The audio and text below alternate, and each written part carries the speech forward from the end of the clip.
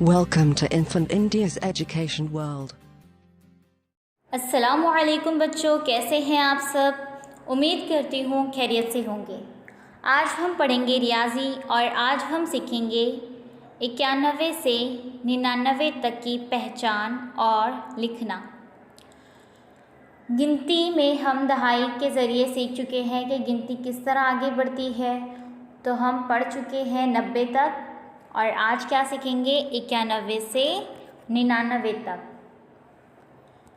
जब हमारे पास 9 गट्ठे तैयार हो जाएंगे यानी कि 9 दहाई हो जाएंगे और सिफर इकाई है तो वो क्या है 90, और उसके बाद इकाई के मुकाम पर जब 1 आ जाएगा यानी कि 9 दहाई 1 इकाई क्या हो जाएंगे बच्चों 90 और 1 91। 9 दहाई 2 इकाई यानी कि 90 और 2 क्या हो जाएंगे 92। उसके बाद है 9 दहाई 3 इकाई यानी कि 90, उसमें कितने जमा कर देंगे हम 3, तो क्या हो जाएंगे 93।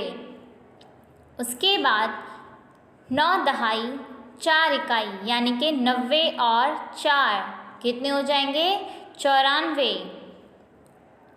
इसी तरह गिनती आगे की तरफ बढ़ती जाएगी। अब उसके बाद हम मिलाएंगे 90 में 5 यानी कि 9 दहाई 5 इकाई 90 और 5, तो क्या हो जाएगा 95।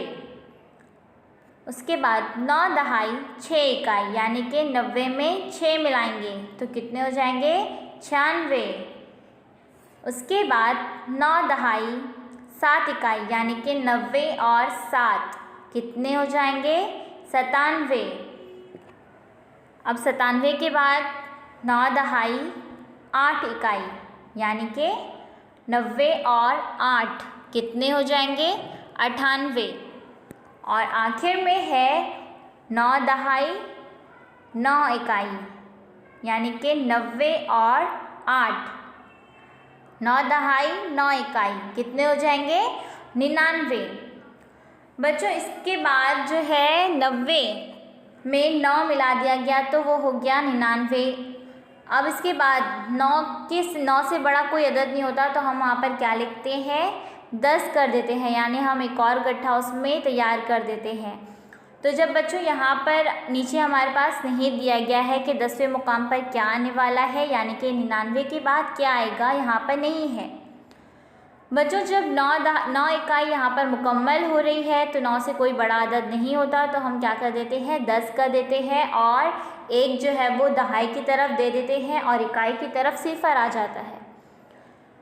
तो जब हम 9 में 1 मिला देंगे यानी 10 हो जाएगा तो यहाँ पर क्या होगा दहाई के मुकाम पर पूरे 10 गट्ठे तैयार हो जाएंगे, तो ये क्या हो जाएगा सैकड़ा में आ जाएगा। किस में आ जाएगा सैकड़ा में। और 99 के बाद क्या आता है 100 आता है। 99 के बाद एक सैकड़ा दहाई की तरफ 1 नुक्ता और इकाई की तरफ 1 नुक्ता, यानी ये क्या हो जाता है सैकड़ा। सैकड़ा में आ जाता है 100। और अब तक हम क्या सीख रहे हैं इकाई और दहाई, यानी हिंदी से जो होते हैं 2 अदद में होते हैं, 2 हिंदी से होते हैं, एक दहाई की तरफ एक इकाई की तरफ। और हम इस तरह पढ़ते हैं जैसे कि 2 दहाई 2 इकाई 22, 4 दहाई 5 इकाई 45, 6 इकाई 6 दहाई 6 इकाई 66। इस तरह से हम दहाई और इकाई करके पढ़ते हैं।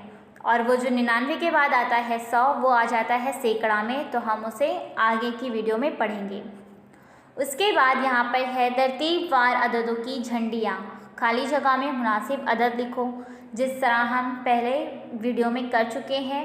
तो आप यहाँ पर क्या करेंगे 9 दहाई 3 इकाई 93, 9 दहाई 7 इकाई 97, ये 2 अदद लिखे हुए हैं। बाकी जो है खाली जगह खाली है और क्या करना है हमें उसमें मुनासिब अदद लिखना है।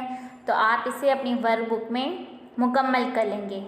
पहले क्या आएगा 91, 92, उसके बाद 94, 95, 96, इस तरह से अपनी वर्क बुक में आप मुकम्मल कर लेंगे।